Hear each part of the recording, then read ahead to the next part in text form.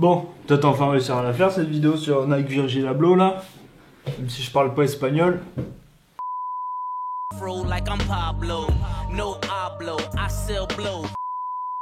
Je devrais y arriver.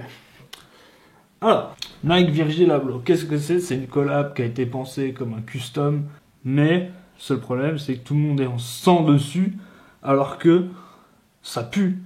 Simplement, c'est moche, c'est nul. Enfin, non, moi je trouve ça naze. Je trouve ça extrêmement naze. Et je vais vous dire pourquoi. Et j'ai aussi une petite théorie sur le pourquoi du comment les paires... Merde, j'ai frité mon trépied quoi. Et j'ai aussi une petite théorie sur le pourquoi du comment ces paires-là ont été choisies par Nike. Du coup, je vous explique ça tout de suite. Alors, en fait, c'est pas compliqué. Je vais vous les faire dans l'ordre là que je les vois. Moi, je me les mets sous les yeux parce que j'arrive jamais à me rappeler c'est quoi les paires. On commence avec la Jordan 1. Alors, la Jordan 1, en fait, c'est pas compliqué. C'est juste que Nike savait que les sales puristes, enfin c'est une vidéo qui parle pas mal de sales puristes, hein, je vous rassure. Les fans de Jordan 1 sont tous morts et enterrés, il n'y avait aucun risque. La Presto, c'est une paire de mecs qui bibillent la bebe au bobo sur Paris, donc... j'ai envie de te dire, ils risquaient rien non plus, les mecs en ont rien à foutre de cette paire. La Vapor Max, c'est une paire qui a 6 mois, donc... comment tu veux faire toi? Il n'y a pas de puriste, une paire qui a 6 mois, elle a pas de puriste, c'est logique.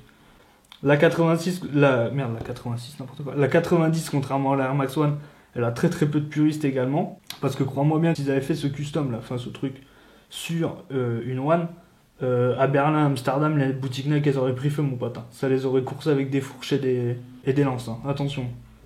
Et des vélos, Amsterdam, ils les auraient coursés avec des vélos. La Blazer, c'est pareil, c'est la paire du blanc un peu fragile. C'est la paire du blanc skater en alternance. C'est-à-dire que le mec qui va au skatepark une fois par mois pour poster sa photo sur Instagram, tu risques rien. La 97, tu la connais, je la connais. Ils la connaissent, c'est évidemment la paire qui possède des sales puristes une fois tous les 10 ans, c'est-à-dire une fois pour toutes les ressorties.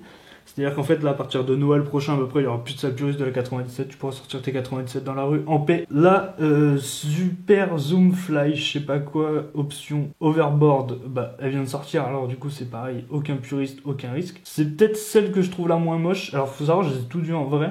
Et c'est peut-être celle que j'ai trouvée la moins moche parce qu'en fait, c'est celle qui ressemble la plus à une vraie paire de baskets. La Converse, on passe aux Converse. Voilà, Converse, en fait, c'est la paire des vegans.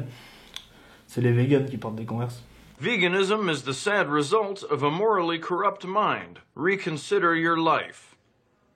Ceux qui portent des Converse, c'est aussi les gens qui te disent que c'est pas bien d'acheter des Nike parce que c'est fabriqué au Vietnam, mais qui savent pas que c'est Nike qui possède Converse. Ça m'est déjà arrivé, c'est extrêmement drôle. Et puis bah, la Nike Bear Dunk, bah, personne savait qu'elle existait avant, et c'est encore le cas. Du coup... ouais, du coup c'est de la merde. Ouais, ça me saoule en fait. Qu'est-ce que tu veux faire sérieux? Regarde. N'importe quoi. Je viens de finir la vidéo, je me suis rendu compte que j'ai oublié de parler de la Air Force One, parce qu'en fait sur l'image que j'ai, elle était pas dessus, du coup je l'ai zappé. Et si j'en ai pas parlé, en fait c'est juste parce que c'est la paire des puristes gangsters de New York, et donc j'ai juste peur de me faire tirer dessus en sortant de chez moi.